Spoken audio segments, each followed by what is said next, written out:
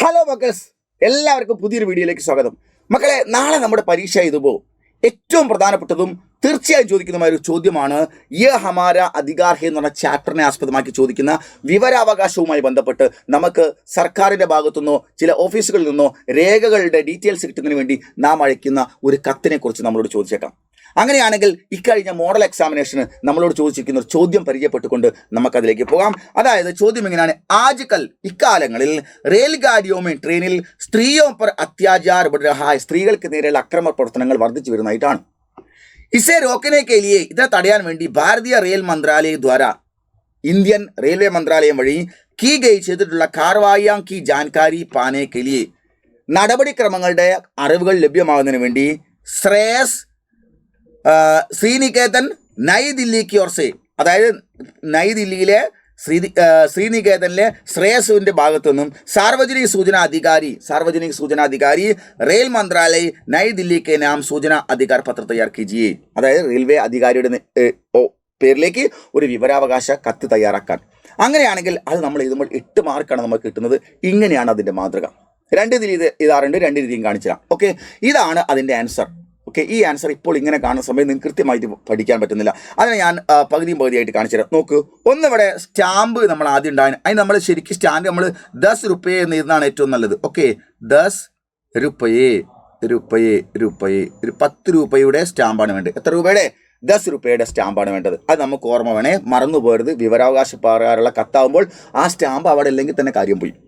എന്നിട്ട് സേവാമേ, നമ്മൾ ആർക്കാണോ കത്ത് എഴുതുന്നത് അദ്ദേഹത്തിന് അഡ്രസ്സ് ചെയ്യുന്നു. സാർവജനിക സൂചനാ അധികാരി റെയിൽ മന്ത്രാലയ നയി ദില്ലി, അത് നമ്മൾ ആർക്കാണോ കത്ത് എഴുതുന്നത് അവിടെ എഴുതി. എന്നിട്ട് 1 നമ്പർ ഇട്ടിട്ട് ആവേദക നാം, അപേക്ഷകന്റെ പേര് ശ്രേയസ്. 2 ടാക്ക് കാ പൂരാ പത, അദ്ദേഹത്തിന്റെ തപാൽ അഡ്രസ്സ് എന്താണ്? ശ്രീനികേതൻ നയി ദില്ലി. 3 സൂചന കാ വിഷയ്, എന്ത് വിഷയമാണ് അറിയേണ്ടത്? റെയിൽഗാഡിയോമേ സ്ത്രീയോ പർ അത്യാചാർ സംബന്ധി, ട്രെയിനിൽ സ്ത്രീകൾക്ക് നേരെ ഉണ്ടാകുന്ന അപകടങ്ങളെക്കുറിച്ചാണ് അറിയേണ്ടത്. 4 സന്ദർഭ്, ഈ ചോദിക്കാൻ കാരണം എന്താണ്? സൂചന കാ അധികാർ അധിനിയമം 2005, 2005 പാർലമെന്റ് പാസ്സാക്കിയ നിയമപ്രകാരമാണ് ഇത് ചോദിക്കാൻ തയ്യാറാവുന്നത്. എന്നിട്ട് അതിൻ്റെ ബാക്കി നമ്മൾ എഴുതുന്നു. 5ാമത്തെ പോയിന്റിൽ മാങ്കി ഗൈ സൂചന, എനിക്ക് അറിയേണ്ടുന്ന വിവരങ്ങൾ എന്ന് പറഞ്ഞുകൊണ്ട് കൊടുക്കുന്നു. ഇങ്ങനെയാണ്. 1 മിനിമം ഒരു 3 ചോദ്യങ്ങൾ എഴുതണം. പിച്ചിലെ സാൽ, കഴിഞ്ഞ വർഷം റെയിൽഗാഡിയോമേ ട്രെയിനിൽ സ്ത്രീകളിൽ അത്യാചാർക്ക, സ്ത്രീകൾക്ക് നേരെ ഉണ്ടാകുന്ന അക്രമ പ്രവർത്തനങ്ങളിൽ കിത്തനെ ശിക്കായത്ത് മിൽഗി, എത്ര പരാതികൾ റിപ്പോർട്ട് ചെയ്തിട്ടുണ്ട് എന്ന്. നമ്പർ 2 അത്യാചാർ പർ കിത്തനെ സ്ത്രീയോം കോ ജാൻ നഷ്ടുകയും, ഇങ്ങനെ ഉണ്ടായ സ്ത്രീകൾക്ക് നേരെ ഉണ്ടായ അക്രമ പ്രവർത്തനങ്ങളിൽ എത്ര സ്ത്രീകൾക്ക് യാത്രക്കിടയിൽ ജീവൻ നഷ്ടപ്പെട്ടിട്ടുണ്ട്. 3 റെയിൽഗാഡിയോമേ സ്ത്രീയോം പർ, ട്രെയിനുകളിൽ സ്ത്രീകൾക്ക് നേരെ ഉണ്ടാകുന്ന അത്യാചാർ റോക്കിനെ അക്രമ പ്രവർത്തനങ്ങൾ തടയാൻ വേണ്ടിയിട്ട് ക്യാ കാർവായാം കീ ഗൈ ഹേ, എന്തെല്ലാം നടപടികളാണ് ഇതുവരെ സ്വീകരിച്ചിട്ടത് എന്നറിയണം. എന്നിട്ട് 6ാമത്തെ നമ്പറിൽ സൂചന ടാക്ക് യാ ദസ്തിമേ, നിങ്ങൾ കിട്ടുന്ന ആ വിവരം ഏത് രീതിയിൽ എനിക്ക് തരണം എന്നുള്ള ചോദ്യത്തിന് ടാക്ക് ദ്വാര തപാൽ വഴി അയച്ചാൽ മതി. എന്നിട്ട് ഹസ്താക്ഷർ ഒപ്പിടുക ശ്രേയസ്, എന്നിട്ട് നയി ദില്ലി ഡേറ്റും എഴുതുക. ഓക്കെ മക്കളെ, ഇത്രയും എഴുതി വെച്ചാൽ നമുക്ക് ആ വിവരാവകാശ കത്തായി. നോക്കൂ, അതിൻ്റെ പാർട്ട് 1 ആണ്. നിങ്ങൾ ഒറ്റ പേജിൽ എഴുതണം. ഞാൻ സ്ലൈഡിൽ കാണിച്ച പോലെ 2 കഷ്ണത്തിലല്ല എഴുതേണ്ടത്, ഒരു പേജിൽ. അതായത് നിങ്ങൾ ഇങ്ങനെ ഫുൾ ഷീറ്റ് പേപ്പറിൽ എഴുതണം. ഓക്കെ, റെഡി അല്ലേ? യെസ്, അങ്ങനെയാവും നമുക്ക് 8 മാർക്കാണ്. അടുത്തൊരു ചോദ്യം നമുക്ക് നോക്കാം. വേറൊരു ചോദ്യം: ആജ്കൽ സടക്ക് ദുർഘടനയെ ബഡ്ത്തി ജാ രഹി, ഇന്ന് റോഡ് അപകടങ്ങൾ വർദ്ധിച്ചു വരികയാണ്. ഇത് ടെക്സ്റ്റ് ബുക്കുമായി ബന്ധപ്പെട്ട ചോദ്യമാണ്.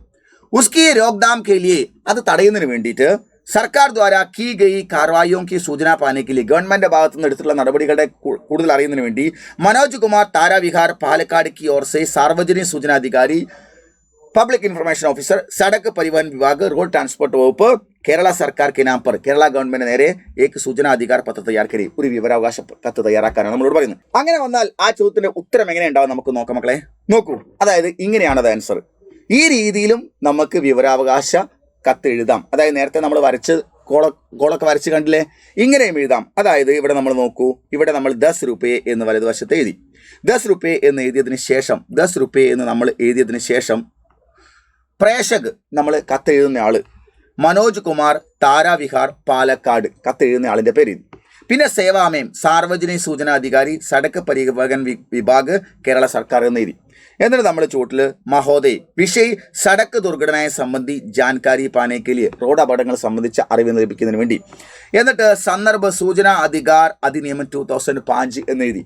അതിനുശേഷം 3 ചോദ്യങ്ങൾ നമ്മൾ എഴുതണം. ആ ചോദ്യങ്ങൾ ഒന്നിങ്ങനെയാണ്. ഒന്ന്, പിछले साल സടക്ക് ദുർഘടനാവും സെ, കഴിഞ്ഞ വർഷം റോഡ് അപകടങ്ങളിൽ കിത്തനെ ആദ്മിയോं का जान नष्ट हुए हैं, എത്ര ആളുകളുടെ ജീവനാണ് നഷ്ടപ്പെട്ടത്. അടുത്തത് നമ്പർ 2, ദുർഘടനാവും സെ ജാൻ ഗയെ, റോഡ് അപകടങ്ങളിൽ ജാൻ ഗയെ, ജീവൻ പോയിട്ടുള്ള ലോഗോं की परिवार के लिए, ബന്ധുക്കളുടെ കുടുംബത്തിന് വേണ്ടിയിട്ട്, ആളുകളുടെ കുടുംബങ്ങൾക്ക് വേണ്ടിയിട്ട് ക്യാ ക്യാ സഹായത കിയാ ഹെ, എന്തെല്ലാം സഹായങ്ങളാണ് ചെയ്തിരിക്കുന്നത്. 3, സടക്ക് ദുർഘടനയെ രോക്കിനെ के लिए, റോഡ് അപകടങ്ങൾ തടയുന്നതിന് വേണ്ടിയിട്ട് ക്യാ ക്യാ കാർവായിയാ കിയാ ഹെ, എന്തെല്ലാം നടപടിക്രമങ്ങളാണ് സ്വീകരിച്ചിരിക്കുന്നത്. ഭവതീയ ഹസ്താക്ഷർ മനോജ് കുമാർ. ഇടതുവശത്ത് നമ്മൾ സ്ഥലവും ഡേറ്റുമാണ് എഴുതേണ്ടത്. ഓക്കെ, ഇങ്ങനെ എഴുതി വെച്ചാൽ നമുക്ക് വിവരാവകാശ കത്തായി. ഇങ്ങനെയും എഴുതാം, നേരത്തെ കാണിച്ചതുപോലെ നിങ്ങൾക്ക് ഈ ഫോർമാറ്റിലും എഴുതാം. ഓക്കെ മക്കളെ, 2 ഫോർമാറ്റിലും നിങ്ങൾക്ക് വിവരാവകാശ പ്രകാരം കത്ത് എഴുതാവുന്നതാണ്. ഇങ്ങനെയുള്ള ഏത് ചോദ്യങ്ങൾ വന്നാലും നിങ്ങൾക്ക് ഉത്തരം എഴുതാൻ കഴിയണം. മറ്റെല്ലാ ടെക്സ്റ്റ് ബുക്കുമായി ബന്ധപ്പെട്ട ചോദ്യങ്ങൾക്ക് ഇന്ന് വൈകുന്നേരത്തെ ലൈവിൽ ഏറ്റവും ഇമ്പോർട്ടൻറ്റ് ഷുവർ ക്വസ്റ്റ്യൻസുമായി ഞാൻ ലൈവിൽ വരുന്നുണ്ട്. എല്ലാവരും കൃത്യസമയത്ത് ജോയിൻ ചെയ്യുക. നമുക്ക് ഗംഭീരമായിട്ട് പഠിക്കാം. ഓക്കെ.